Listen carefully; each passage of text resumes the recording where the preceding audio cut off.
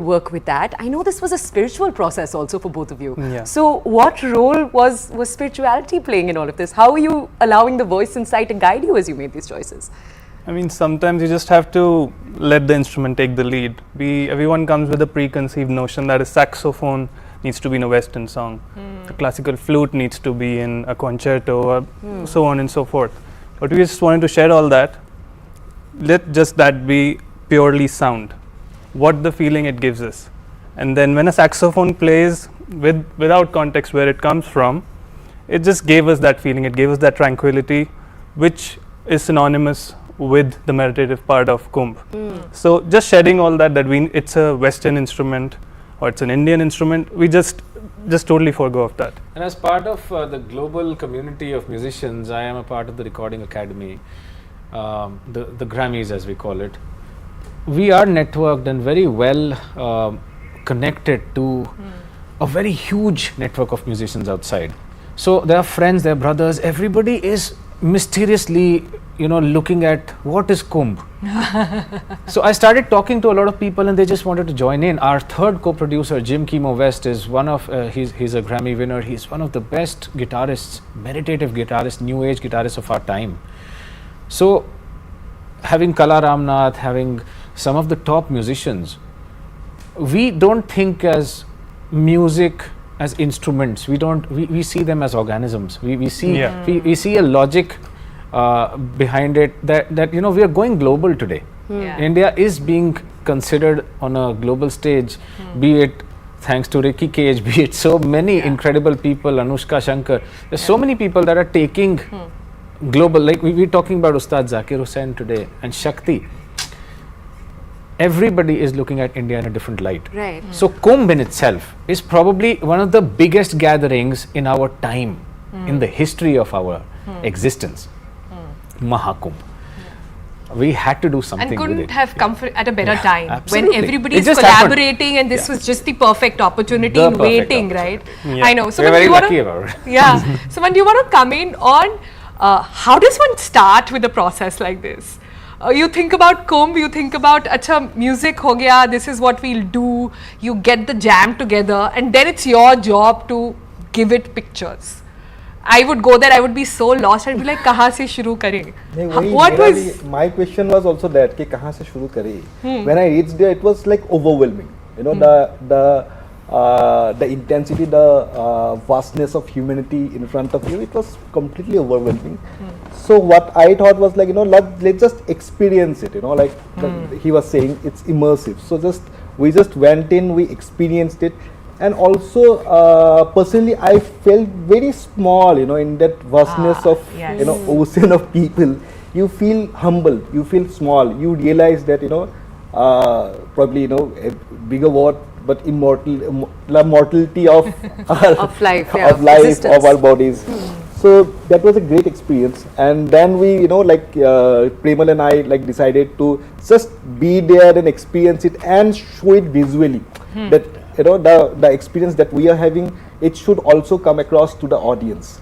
So fair to say it's an individual's experience that you're taking, or you take the grandeur in your perspective? What were you choosing? Perspective is individual, and you are experiencing the grandeur of that immense mass, that is in front of you, but the perspective is individual. So the camera becomes your point of view. A person. A person. I want to understand a little bit about what it's like to be an artist in this space, in the sense that, Premal, so many photographers in the last few months have talked about how huge an opportunity the Kumbh Mela is, to go there to get that, the photo that captures the moment. Yes. As the cinematographer who was visualizing this project, part of it is living in the moment, understood.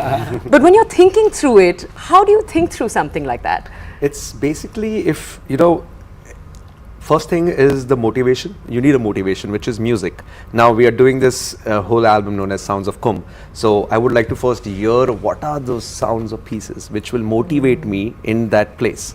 So when I listen to the pieces, okay, I told Siddhan Bhai, okay, I want to hear all the tracks, whichever is ready. Maybe it's not fully ready, but bits and pieces of it, so that I can go there and then start visualizing it. you know, with the guitar strings or with the saxophone. So you played in headphones and Yes, and yes, I what? played in my headphones, and then I went out there because like it's writing a a pool. novel. Yeah, it's a pool of people. It's pool of people, and then suddenly also, you know, it's like 144 years. You know, everybody is talking about it. 144 years, you have to be there. It's like something like, okay, let me go there. Let me be there for a day or two, see how it is. You know, what is the scene, and then I can capture it with the music. But the best part was that we were with all the artists. So you know, for me, was the Kumbh is a backdrop for me. You know, because my artist is in front and the Kumbh is the backdrop.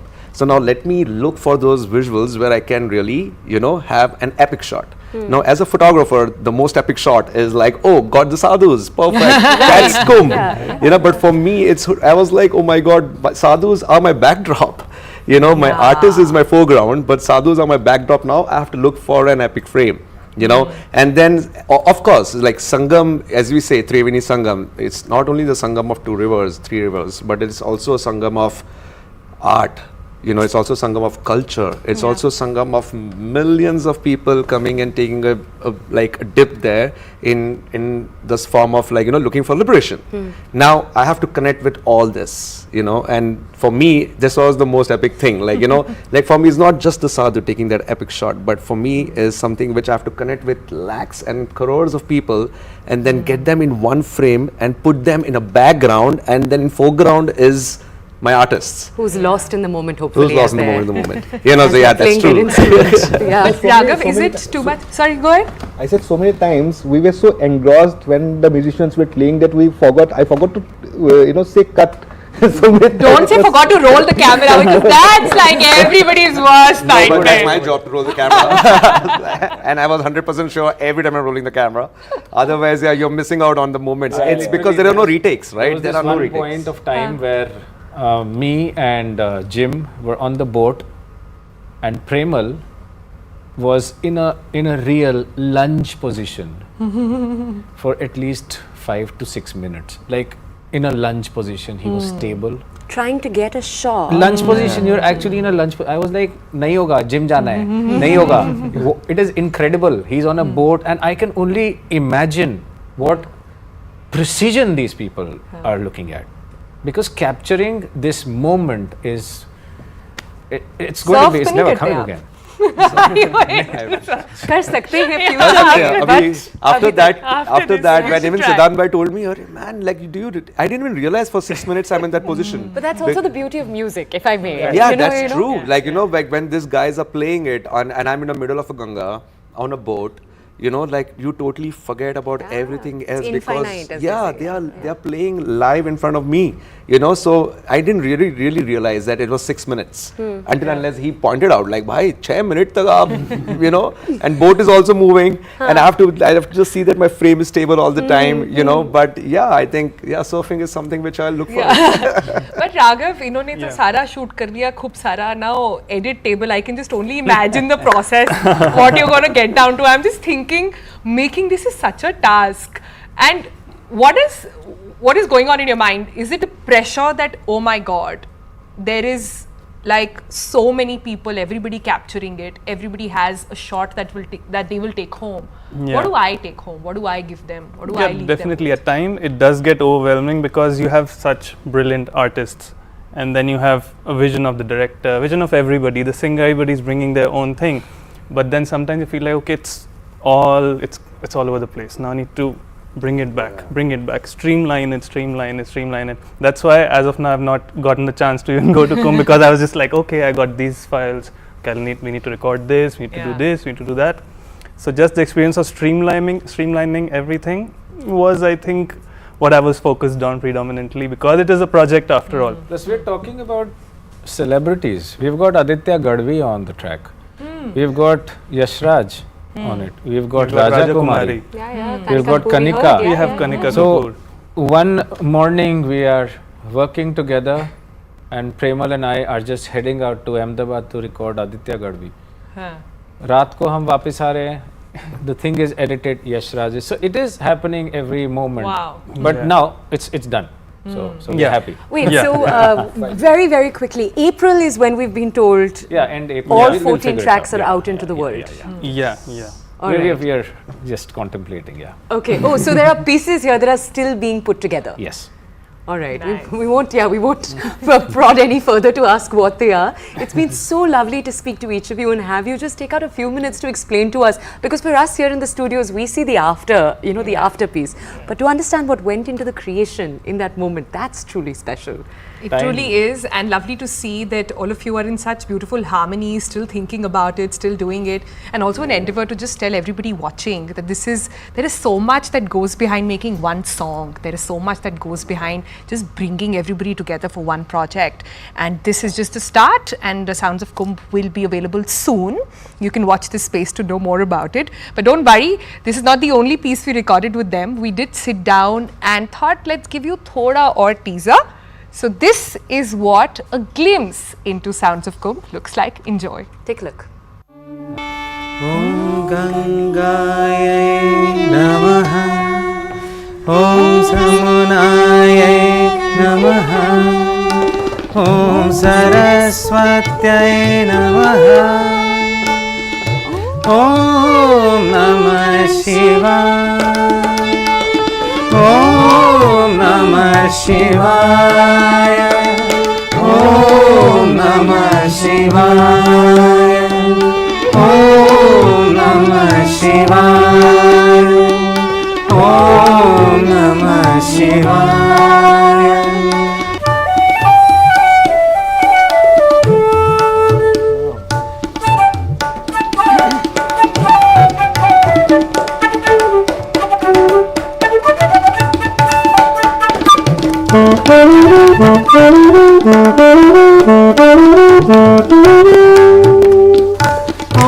Namah Shivaya Om Namah Shivaya Om Namah Shivaya Om Namah Shivaya Om Namah Shivaya Om Namah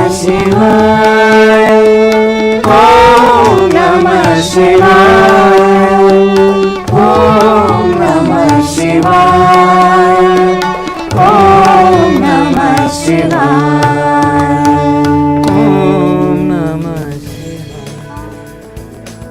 Couldn't have asked for a better start to the day, don't you think? So did we as well. But that's not all that's happening in Kumbh. Remember, the government has announced that on Tuesday, that's the record-breaking 55 crore devotees actually already have taken dip at the Triveni Sangam during the ongoing Kumbh Mela. And this historic event, which began on 13th of January, will now end on Maha Shivratri, which is on the 26th of Feb. The Kumbh Mela has also become the largest religious, cultural and social gathering in the history, with millions of devotees participating in the holy ritual. The event's significance is underscored by the extraordinary turnout. So let's just take a look at some of those numbers. We've got them pulled up right in front of you. We saw the highest participation on Morni Amavasya. Nearly 8 crore devotees took part. Other significant bathing days, so you had Makar Sankranti, of course, that was 3.5 crore devotees.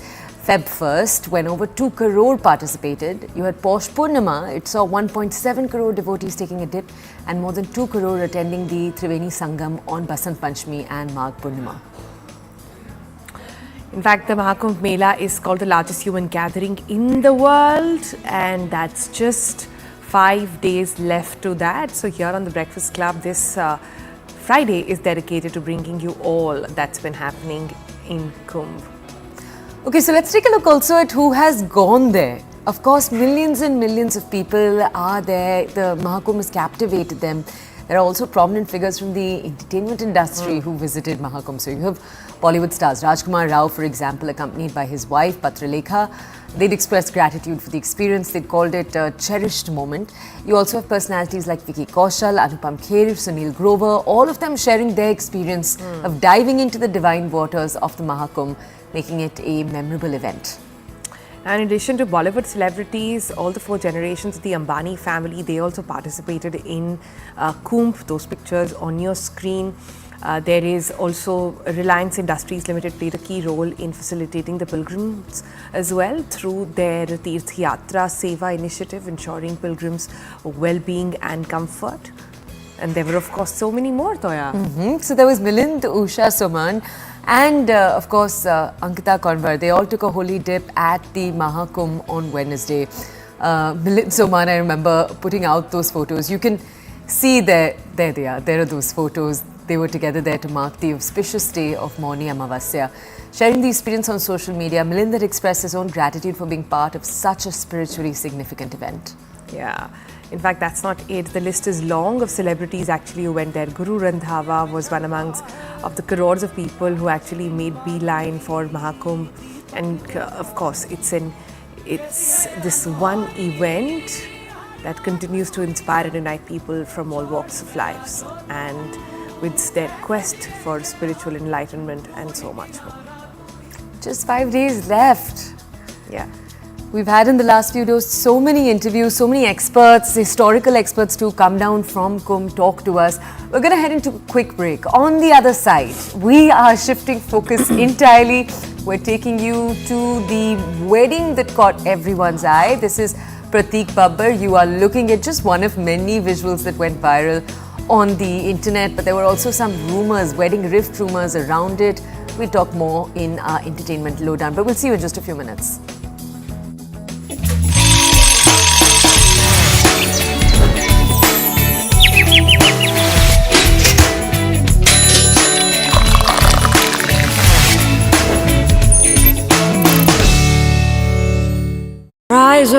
Delhi, forget AAP.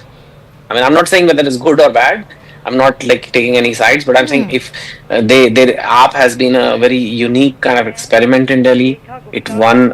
ईश्वर की शपथ लेती हूँ कि मैं विधि द्वारा स्थापित भारत के संविधान के प्रति सच्ची श्रद्धा और निष्ठा रखूंगी।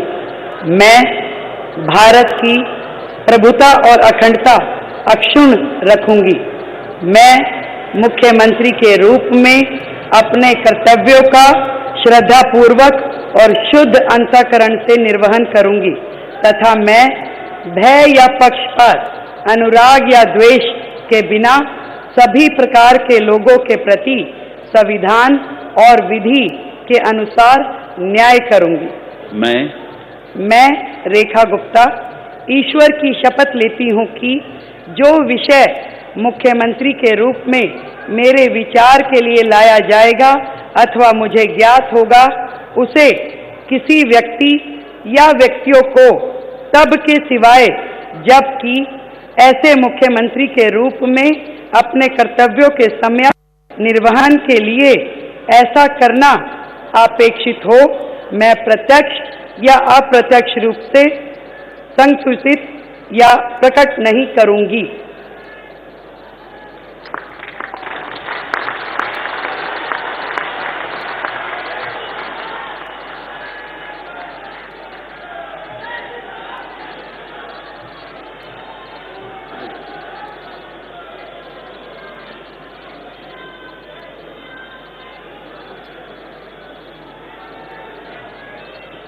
Lieutenant Governor Vinay Saxena, in fact, over there administering the oath to Rekha Gupta, the new Chief Minister of Delhi, as Rekha Gupta now, in fact, greets the Prime Minister, who's very much present on the dais, and in fact, extremely honoured as she's just been sworn in as the new Chief Minister of Delhi. We all know that this is the second time you have a woman Chief Minister from the BJP for the national capital, and the first, of course, going under the current scheme of things as far as the BJP government is concerned. Let's listen in.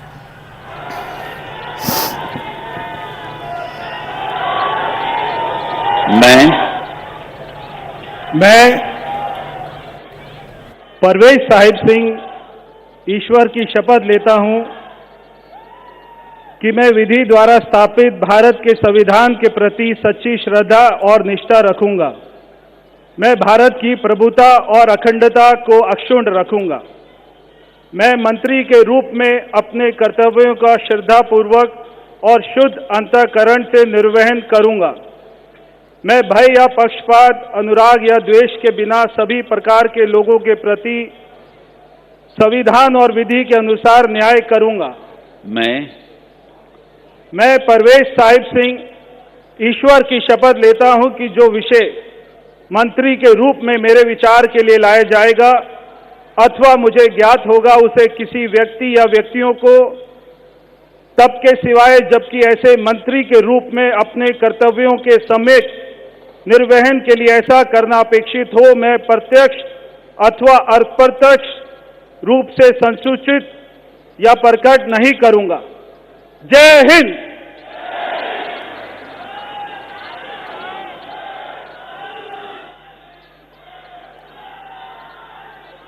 And Parvesh Verma over there now sworn in as the new Deputy Chief Minister of the National Capital, as LG Vinay Saxena also administered that oath to Parvesh Verma, who's now been sworn in as the new Delhi CM, Delhi Deputy Chief Minister, I beg your pardon.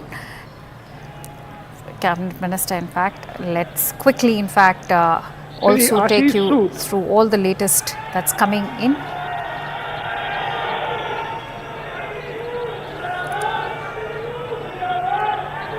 मैं आशीष सुशीला मदन गोपाल सूद ईश्वर की शपथ लेता हूं कि मैं विधि द्वारा स्थापित भारत के संविधान के प्रति सच्ची श्रद्धा और निष्ठा रखूंगा। मैं भारत की प्रभुता और अखंडता को अक्षुण्ण रखूंगा। मैं मंत्री के रूप में अपने कर्तव्यों का श्रद्धापूर्वक और शुद्ध अंतःकरण से निर्वहन करूंगा तथा मैं भय या पक्षपात, अनुराग या द्वेष के बिना सभी प्रकार के लोगों के प्रति संविधान और विधि के अनुसार न्याय करूंगा। मैं आशीष सुशीला मदन गोपाल सूद ईश्वर की शपथ लेता हूं कि जो विषय मंत्री के रूप में मेरे विचार के लिए लाया जाएगा अथवा मुझे ज्ञात होगा उसे किसी व्यक्ति या व्यक्तियों को तब के सिवाय जबकि ऐसे मंत्री के रूप में अपने कर्तव्यों के सम्यक निर्वहन के लिए ऐसा करना अपेक्षित हो, मैं प्रत्यक्ष अथवा अप्रत्यक्ष रूप से संसूचित या प्रकट नहीं करूंगा। भारत माता की जय।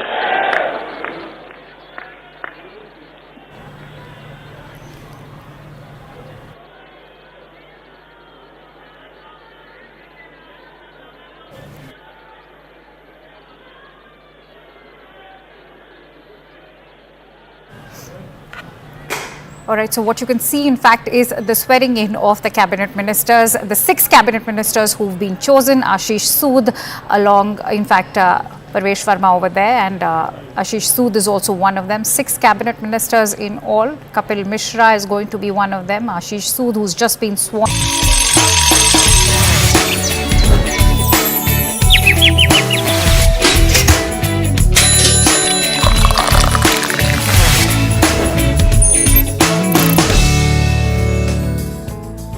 Welcome back. We're taking you now to stories that are playing out not just in India but also across the entire world right now. Slices of news, and we take you first to developments that are taking place as of just a few minutes ago in the United States. Trump loyalist Kash Patel confirmed to be the director of the FBI following a close vote in the US Senate. 51 votes in his favor, 49 votes against him. US President Donald Trump a few minutes ago signed the commission to make him the 9th director of the Federal Bureau of Investigation. You remember a video of Kash Patel touching his parents' feet in a similar ceremony a few days ago had gone viral. The 45-year-old lawyer was born to Gujarati parents in New York. In a dramatic escalation of tensions, former US President Donald Trump denounced Ukrainian President Zelensky as a dictator, urging him to act quickly to secure peace or risk losing his country. This marks a further deepening of the rift between the two leaders following Trump's controversial claim that Ukraine was to blame for the Russia 2022 invasion. The attacks raised alarm amongst US allies in Europe, which concerns that Trump's stance could potentially play in Moscow's hand. The feud follows Zelensky's response to Trump's assertion that Ukraine should never have started the war. Meanwhile, US President and the Vice President has also warned against criticizing Trump.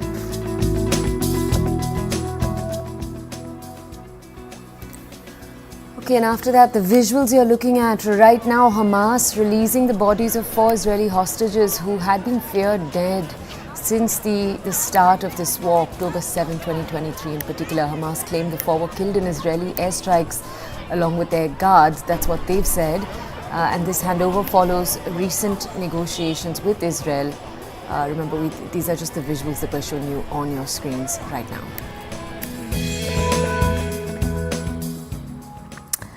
On 28th of February 2025, a rare and spectacular celestial event will occur when 7 planets in our solar system align in a phenomenon known as planetary parade. This event marks the culmination of the planetary alignment that began in late January, featuring Venus, Mars, Jupiter, Saturn, Uranus and Neptune.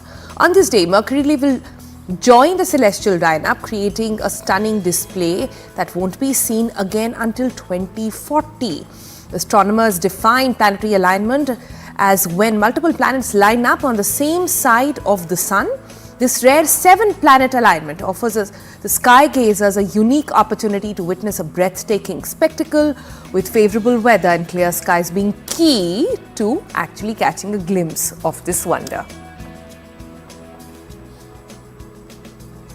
Alright, so waiting in for the 28th of Feb for that, but let's move on to some other news, and now from the world of cars and bikes. Let's take you to the roads where the Aprilia 457 is here, priced at 3.95 lakh, while the engine weight and the chassis remain unchanged. There's more to this motorcycle that meets the eye.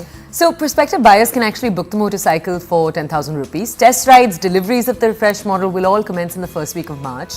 And those who are excited to try out this new automobile, they can select the Aprilia India dealerships. Watch this video to find out more about this bike. Take a look.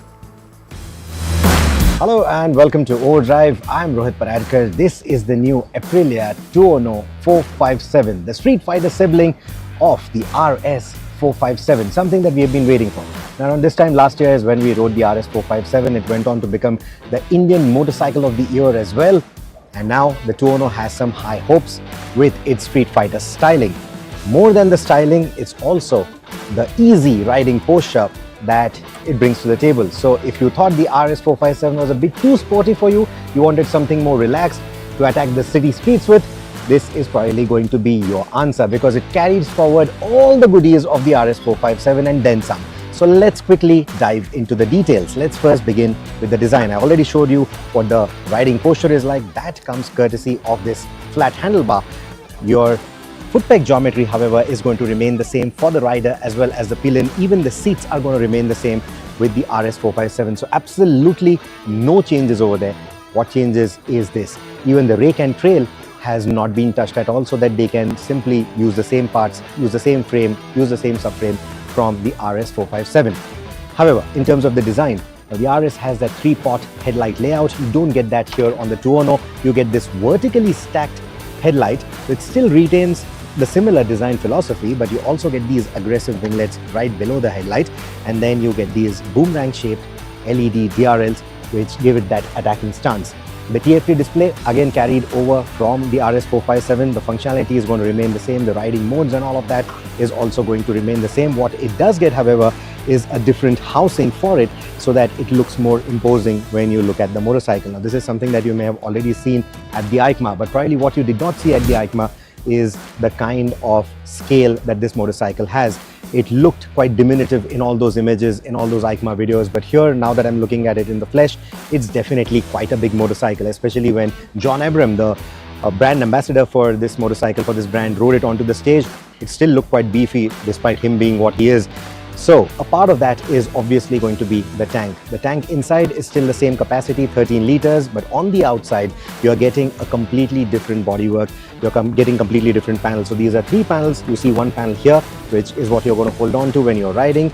Then you get the tank on top, which is what you're going to lean down on when you really want better top speed and all of that. And then you also have this little panel over here.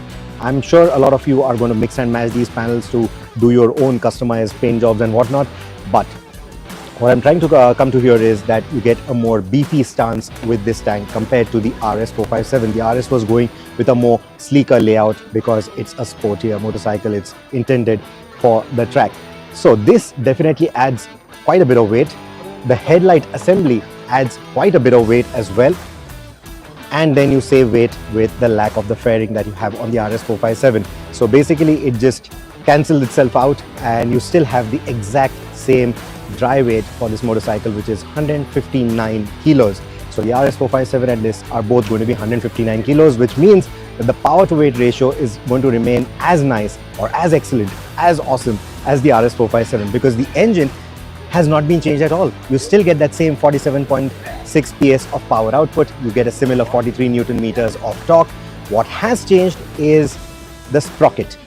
You're running one tooth larger sprocket on the 210 for a slightly quicker acceleration of the mark, something that you would want or use in the city environment. So that is another bigger sprocket for you if you need it for your racetrack, maybe something around Kari. This might just really help, but I don't know. We'll come to that later. The tires are also going to remain the same. The tire sizes are the same. These are the Euro Grip Pro Torque tires that we have liked in the past, even on the RS457. And with that, I'm also worried that the brakes are also going to be similar to the RS457. This is something that we'll find out when we review the motorcycle, and that's going to be very soon.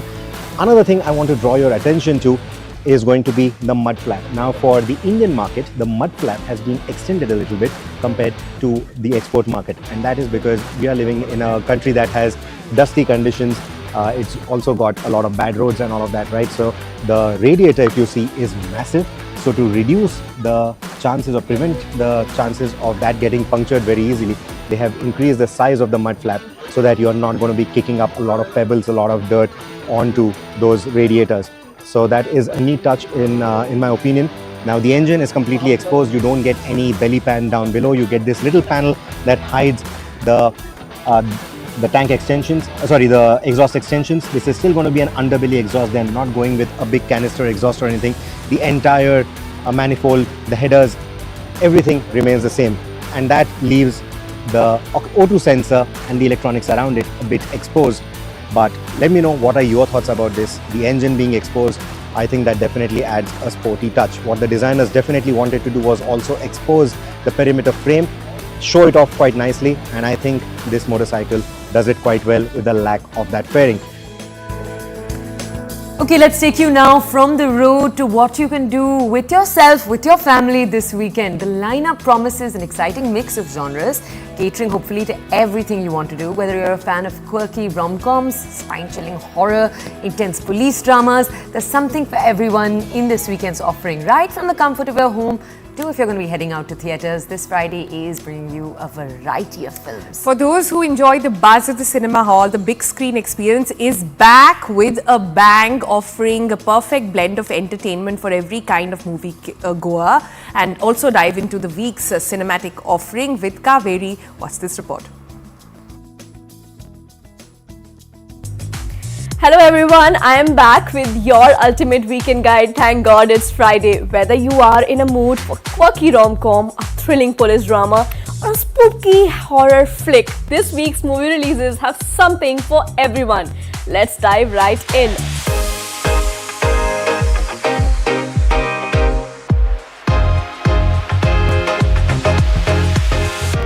On number 1 is Mere Husband Ki Biwi. This one's a hilarious love triangle.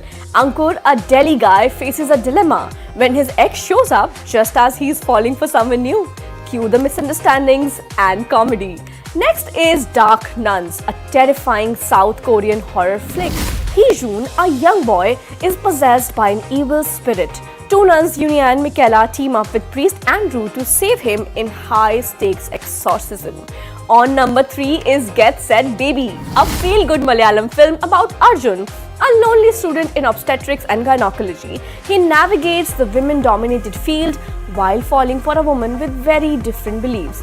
Will love win? Well, you'll have to see and find out. But if you want to snuggle in and watch movies from the comfort of your homes, we have a list of OTT releases for a cozy weekend. Kaushal G's vs. Kaushal streaming on Jio Hotstar.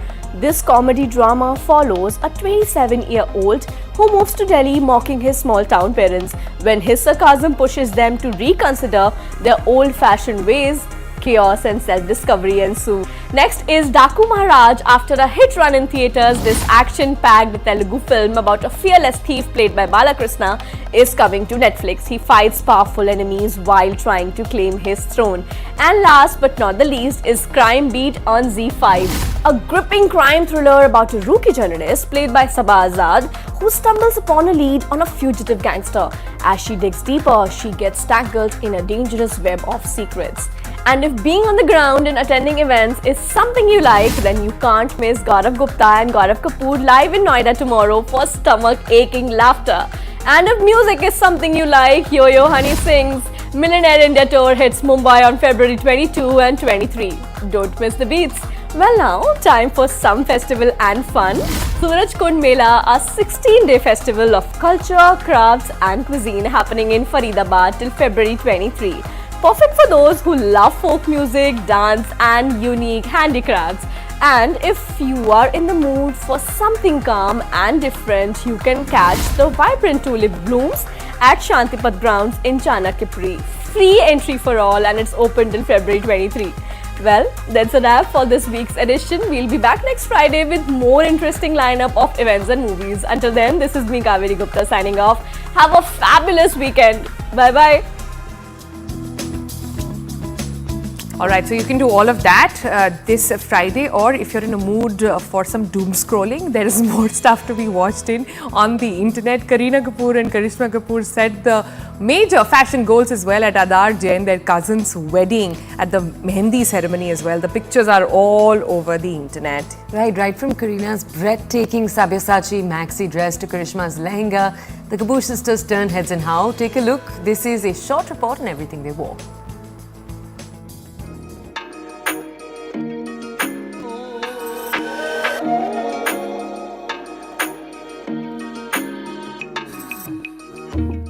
When it comes to stealing the spotlight, no one does it quite like Kareena Kapoor Khan. For Adir Jain and Alika Advani's Mehendi, Bebo ditched the usual wedding staples. No lehengas, no anarkalis, no salwar suits. Instead, she made a jaw-dropping statement in a Sabyasachi maxi dress that redefined wedding fashion. Straight from Sabyasachi's 2023 collection, Kareena's dress was the perfect blend of heritage and contemporary glamour. The vibrant floral print, paired with intricate embroidery around the neckline, gave the ensemble a regal touch, while side slits added a sultry modern twist. It was unexpected, unconventional, and oh so chic. Styled by Divya D'Souza, Kareena's accessories were just as exquisite. She carried a deep burgundy Sabyasachi sling bag, effortlessly complementing her outfit. Statement Sabyasachi jewelry added the right amount of oomph factor, while her golden Manolo Blahnik pumps tied the entire look together. For glam, Bebo went bold with smoky coal-lined eyes, keeping the rest of her makeup fresh and dewy. Her hair, a sleek middle-parted half updo, letting her outfit do all the talking. Walking in alongside Kareena was Lolo, radiating grace in a pink-toned raw mango lehenga. The soft hue paired with a statement gold choker, matching earrings and delicate bangles was elegance at its finest. Completing her look was a traditional potli bag, a touch of old-school charm. Her makeup was all things classic. Soft luminous skin with a sheen of makeup and a signature black bindi added that desi glam. But the real showstopper? Her braided hairstyle adorned with a parandi, bringing a beautiful cultural essence to the look. The Kapoor sisters didn't just attend Adir Jain's Mehendi, they owned it, serving back-to-back fashion goals. Okay, let's take you from that now to everything that's taken place in this last week. Sania Malhotra's Misses. It has polarized audiences with many coming out talking about just how much they love it and they love her performance, but others criticizing it.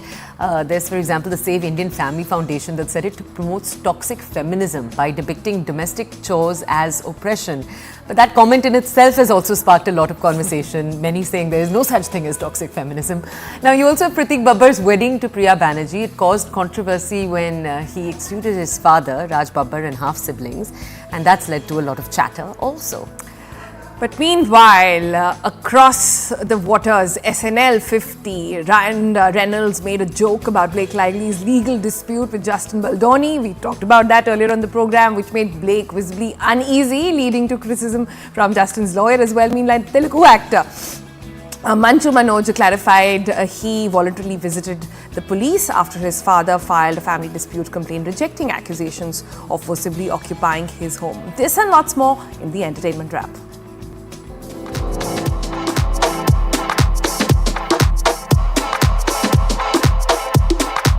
Hello everyone. Controversies galore is what perfectly describes this week. Let's take a quick look at it. Sania Malhotra starrer Mrs. depicting sexism in marriage was recently criticized by a men's rights organization, Save India Family Foundation. Taking to X, they stated that it promotes toxic feminism and questioned why a happy young woman cooking food, doing dishes and pressing clothes of her father-in-law looks like oppression. What stress does a woman feel while chopping vegetables and cooking food on a gas stove or doing dishes wearing clothes? Zero, nothing, they added. The remarks met with wide backlash from netizens. Mrs. Producer Harman Baweja too reacted to it and exclusively told us, "I'm way past the infuriated stage now. It will take a lot to infuriate me." Pratik Babbar's recent wedding to longtime girlfriend Priya Banerjee has sparked controversy. His decision to exclude his father Raj Babbar and half-siblings from the guest list fueled speculations of a family rift. Sharing his anguish over Pratik's decision, his stepbrother Arya Babbar stated in an interview that the family must have failed him, though he always treated him like his own brother, and how this decision must have hurt Pratik's late mother Smita Patil too. But later in his stand-up act, Arya took a dig at Pratik and said that much like his father and his dog, Pratik too married twice. Ryan Reynolds and Blake Lively's attendance at SNL 50 went viral in no time. When asked from the stage, "How is it going?" his response was a casual but loaded, "Great, why? What have you heard?" But unlike the rest of the audience, Blake didn't seem too amused. The joke seemingly referenced the ongoing legal dispute between Blake and her It Ends With Us director and co-star Justin Baldoni. While some pointed out that she was visibly panicking, others felt she was just playing along. Later, Justin's lawyer addressed the couple's public outing, calling it the latest move from Blake's side, and took a dig at Ryan for making a joke about his wife being allegedly sexually harassed. Soon after, reports started doing the rounds that Telugu actor Manchu Manoj was arrested by the Tirupati police based on a complaint filed by his father, veteran actor Mohan Babu. In a case of family dispute, Manoj clarified in a video statement that he had willingly gone to the police station and was not taken into custody. He further added that these false accusations and legal battles are part of an attempt to tarnish his reputation, but that he won't back down despite enduring pain. Last year, Mohan Babu had filed a complaint against Manoj and his wife, accusing them of forcibly occupying his Hyderabad home. Telugu producer Srinivasa Kumar, popularly known as SKN, sparked controversy with his remarks at the pre-release event of Dragon in Hyderabad. His joke about his tendency to support non-Telugu speaking actresses was assumed to be a jibe at actor Vaishnavi Chaitanya. But in a video message, SKN clarified his stance and said that it was a light-hearted statement that was misunderstood as people are more interested in controversy than entertainment. He further stated that supporting and promoting Telugu talent has always been his priority and that he is set to introduce 25 more Telugu girls in cinema through his upcoming films. That's all for this week. See you soon.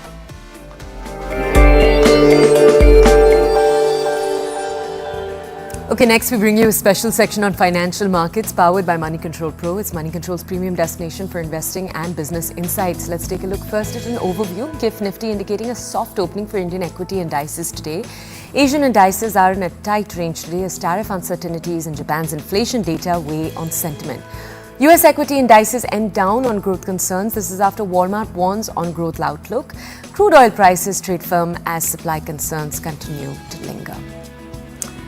Let's look at the sector in focus this Friday morning. Now, demand dynamics in USA and China can help improve the pricing environment for graphite electrodes.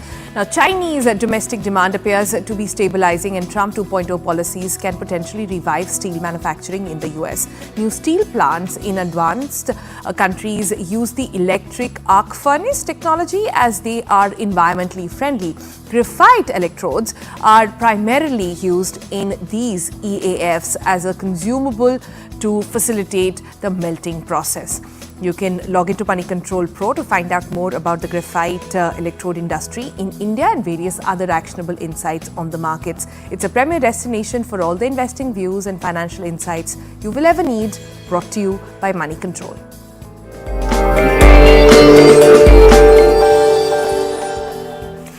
Okay, we're heading into a quick break, but we are not done. On the other side, we bring you all of the cricketing updates that you've been excited for. Visuals that we hope will stay with you through the rest of the day. Stay with us. Do come back. We're here on CNN News 18.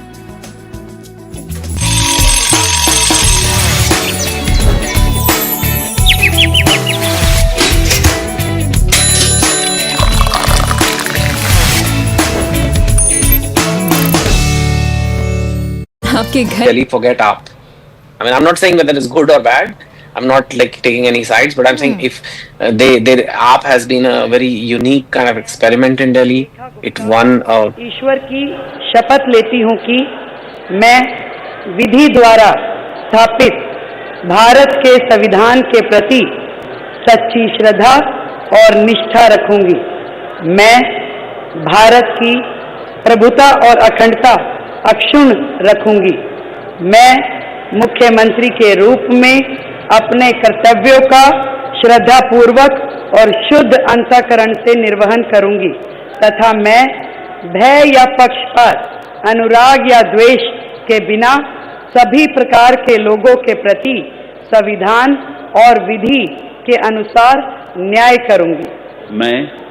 मैं रेखा गुप्ता ईश्वर की शपथ लेती हूं कि जो विषय मुख्यमंत्री के रूप में मेरे विचार के लिए लाया जाएगा अथवा मुझे ज्ञात होगा, उसे किसी व्यक्ति या व्यक्तियों को तब के सिवाय जबकि ऐसे मुख्यमंत्री के रूप में अपने कर्तव्यों के सम्यक निर्वहन के लिए ऐसा करना अपेक्षित हो, मैं प्रत्यक्ष या अप्रत्यक्ष रूप से संसूचित या प्रकट नहीं करूंगी।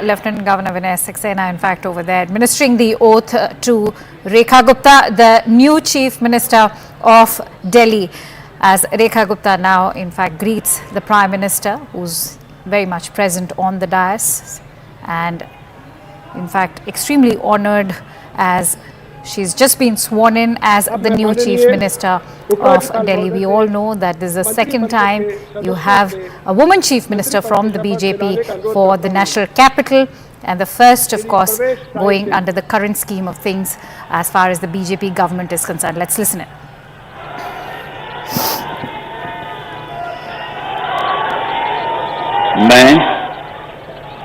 मैं परवेज साहिब सिंह ईश्वर की शपथ लेता हूं कि मैं विधि द्वारा स्थापित भारत के संविधान के प्रति सच्ची श्रद्धा और निष्ठा रखूंगा। मैं भारत की प्रभुता और अखंडता को अक्षुण्ण रखूंगा। मैं मंत्री के रूप में अपने कर्तव्यों का श्रद्धापूर्वक और शुद्ध अंतःकरण से निर्वहन करूंगा। मैं भय या पक्षपात, अनुराग या द्वेष के बिना सभी प्रकार के लोगों के प्रति संविधान और विधि के अनुसार न्याय करूंगा। मैं परवेज साहिब सिंह ईश्वर की शपथ लेता हूं कि जो विषय मंत्री के रूप में मेरे विचार के लिए लाया जाएगा अथवा मुझे ज्ञात होगा उसे किसी व्यक्ति या व्यक्तियों को तब के सिवाय जबकि ऐसे मंत्री के रूप में अपने कर्तव्यों के समेत निर्वहन के लिए ऐसा करना अपेक्षित हो, मैं प्रत्यक्ष अथवा अप्रत्यक्ष रूप से संसूचित या प्रकट नहीं करूंगा। जय Hind.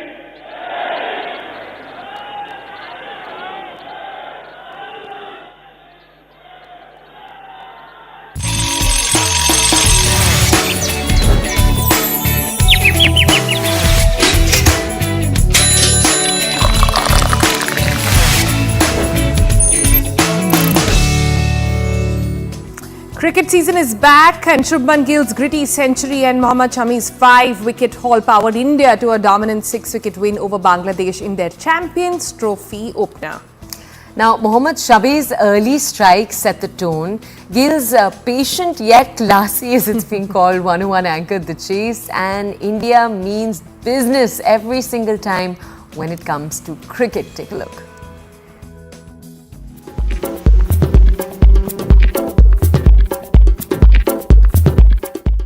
India have begun their Champions Trophy 2025 campaign with a dominant victory over Bangladesh, and if two names defined this night, it was Shubman Gill and Mohammad Shami. On one hand, Shubman Gill, the stylish opener, battling the sluggish pitch and a relentless Bangladesh attack. On the other, Mohammad Shami, slicing through opposition with a 5-wicket masterclass. From the very first over, Shami set the tone, a perfect outswinger, an edge, and boom. Soumya Sarkar was gone for a duck. The Indians weren't just celebrating, they knew Shami was on the hunt. Next up, Bangladesh captain Najmul Hussain Shanto. He barely made it to the crease before Harshit Rana sent him packing on just his second ball. Bangladesh shell-shocked at 1 for 2. Shami kept on the pressure, outfoxing the middle order with precision. The milestone moment, his 200th ODI wicket, the fastest to do in terms of bowls bowled. 5 wickets and an economy of just over 5 and Bangladesh in tatters. But despite the early carnage, one man refused to go down without a fight. Tawrid Hridoy, and with him was Jakar Ali. Hridoy's battling century with cramps and all kept Bangladesh in the contest. But was it enough? Enter Shubman Gill, India's golden boy. The opener didn't just anchor the chase, he owned it. But oh, it wasn't easy. A slow turning pitch, no free runs on offer, and Gill, he had to dig deep. It was his slowest ODI 100 ever. India's slowest in 6 years, but sometimes slow and steady does win the race. Rohit Sharma started the onslaught with a quick-fire 36 of 41 to take Bangladesh out of the game in the power play overs itself, before Virat Kohli combined with Gill for 22 of 38 balls. Shreyas Iyer and Akshar Patel could not get going, and it felt Bangladesh might claw back into the game. But just when Bangladesh thought they had Gill tied down, he upped the ante and finished with a flourish. A 6 and a 4 of Tanzim Hassan, and Gill raised his bat for a century. He stayed unbeaten on 101, ensuring India had no slip-ups. A 6 to finish things off in style. India home with 21 balls to spare. India win by 6 wickets, a game that had everything: brilliant spells, gritty batting, dropped catches, and milestones.